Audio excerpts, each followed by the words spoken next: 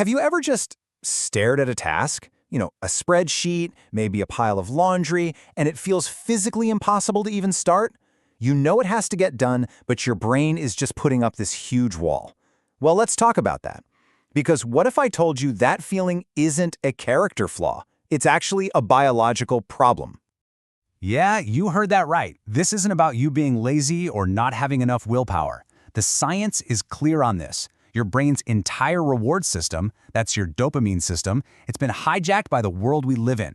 But the good news is, today, we're going to learn how to take it back.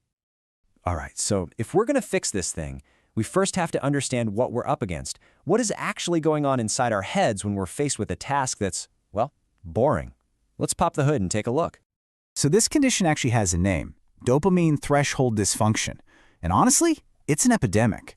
Our brains have been rewired by a constant stream of notifications, likes, and endless scrolling to expect a reward right this second. So when you put a task in front of it that has a payoff way down the line, your brain basically just goes on strike. And you can see the problem right here. I mean, look at this contrast.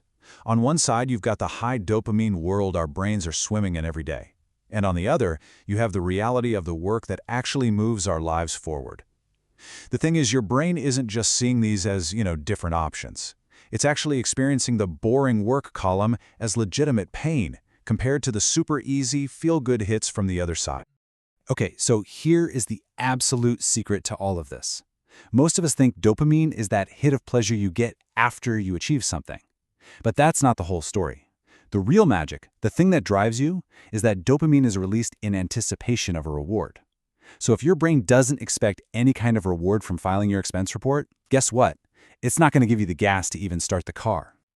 So that's the diagnosis. But here's the really good news. Your brain is incredibly adaptable. We can retrain it. So this next section is your practical toolkit. We're talking 8 specific, concrete techniques you can start using today to rewire your brain and, believe it or not, make boring work feel satisfying again. First up, we've got a technique you use right before you even begin the task. It's all about Dopamine priming. The idea here is simple. You flood your system with natural dopamine before you even sit down to do the boring thing. I'm talking 10 quick burpees, a 30-second blast of cold water in the shower, something intense. You're basically starting with a higher chemical baseline, so your brain starts to link that good feeling with the work that comes right after. Okay, our second tool. This one tackles the problem of a reward that's just too far off in the future. The trick is to shrink that reward delay. Seriously, a paycheck that's 2 weeks away, it means absolutely nothing to your brain's motivation circuits in this moment. So you have to create artificial rewards. Work for 25 minutes, then give yourself a real 2-minute reward. Get up, stretch, have a tiny piece of chocolate. You're rewarding the effort itself, not the finished product. And that teaches your brain that the act of focusing is worth doing. Tool number 3 is a really simple but honestly an incredibly powerful mental shift. It's called the curiosity reframe. You see, when you label a task as boring, you're literally telling your brain to power down. But what if you asked a question instead? Like, what's one new thing I can learn from this? Or, can I find a new shortcut to do this faster? Asking a question instantly puts your brain into seek mode, and that seeking behavior is a natural trigger for dopamine. All right, time for our 4th tool. And this one, it might feel a little bit backward at first. Instead of trying to make a task easier, you actually want to add progressive difficulty. Yeah, you heard me. A challenge creates engagement, so you turn it into a game. Can you finish this chore 10% faster than last week? Can you write this email with 0 typos on the first try? Set a timer and race against it. I mean, this is exactly why video games are so addictive, right? They're always giving you a slightly harder challenge. You can build that exact same structure into your work. Now, tool number 5 might just be the most important, most critical one in this entire toolkit, and it is brutally simple. You have to remove the competing dopamine sources. Look, if your phone is buzzing on the desk next to you, it's a cage match in your brain, and the phone is going to win every single time. It's the easier, higher dopamine choice. But if you put your phone in another room, your brain is left with 2 options: do the boring task or sit in the excruciating pain of absolute boredom. And trust me, after a few minutes, that task starts to look pretty good. You're creating dopamine scarcity on purpose. All right, tool number 6. This one taps into a really fundamental part of what makes us human.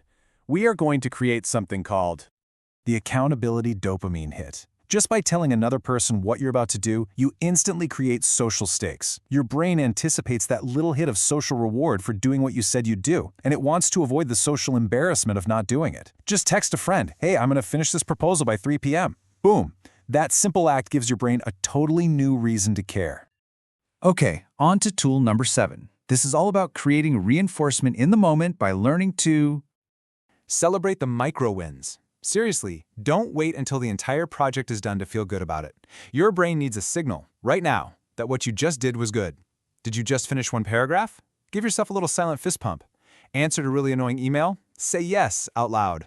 It might sound silly, I know, but your brain doesn't think it's silly. These tiny celebrations create these little pulses of dopamine that reinforce the action, making you want to do it again.